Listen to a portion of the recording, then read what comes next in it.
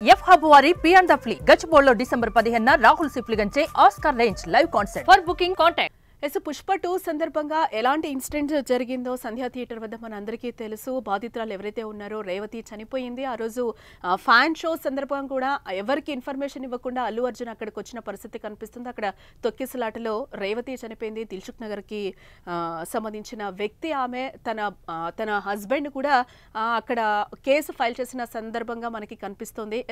ఈ నేపథ్యంలోనే అల్లు అర్జున్ని అదుపులోకి తీసుకున్నారు పోలీసులు. రిమాండ్కి తరలించే అవకాశం ఉందని కూడా చెప్తున్నారు. దీనికి సంబంధించి కూడా కొన్ని సెక్షన్ల కింద అయితే కేసు ఫైల్ చేయడం జరిగింది. ఈ నేపథ్యంలోనే బట్టలు మార్చుకునే టైం కూడా ఇవ్వరా అని చెప్పి కూడా పోలీసుల మీద అల్లు అర్జున్ ఫైర్ అయిన సందర్భం కనిపిస్తుంది. ఆయన ఒక రకంగా అయితే పోలీసులపై అసహనం వ్యక్తం చేసిన సిచ్యువేషన్ అయితే కనిపిస్తుంది.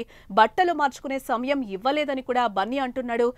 భార్యకు ముద్దిచ్చి పోలీస్ జీపులోకి అల్లు అర్జున్ ఎక్కిన పరిస్థితి కనిపిస్తుంది. ఈ నేపథ్యంలోనే చిక్కడపల్లి పోలీస్ స్టేషన్ కు అల్లు అర్జున్ వెళ్లిన సందర్భం కనిపిస్తుంది. ఈ నేపథ్యంలోనే తండ్రి అల్లు అరవింద్ కూడా ఆ వ్యాన్ ఏదైతే ఉందో ఎక్కుతుంటే కూడా ఎక్కద్దు, నేనే వెళ్తాను, మంచైనా చెడైనా కూడా నేనే చూసుకొని వస్తానని కూడా తండ్రిని వారించిన పరిస్థితి కనిపిస్తుంది. ఈ నేపథ్యంలోనే అలాగే ఆయన తండ్రి అరవింద్ అలాగే శిరీష్ కూడా అక్కడికి వెళ్లిన పరిస్థితి కనిపిస్తుంది. పిఎస్ వద్ద కూడా భారీగా బందోబస్తు అయితే ఏర్పాటు చేయడం జరిగింది.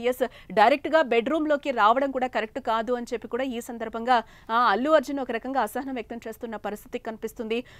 ఈ ఎపిసోడ్ అంతా కూడా హైడ్రామాను తలపిస్తున్న పరిస్థితి అయితే మనకి కనిపిస్తుంది. ఆయన అయితే ఉస్మానియా హాస్పిటల్ కి కూడా తరలించారు వైద్య పరీక్షల నిమిత్తం. అనంతరం కూడా ఆయన రిమాండ్ కి తరలించే అవకాశం ఉందని కూడా ఇప్పటి వరకు ఉన్న సమాచారాన్ని బట్టి తెలుస్తుంది. రిమాండ్ కి తరలిస్తారా, ఈ నేపథ్యంలోనే ఏం జరుగుతుంది అనేది కూడా హై టెన్షన్ అయితే నెలకొంది.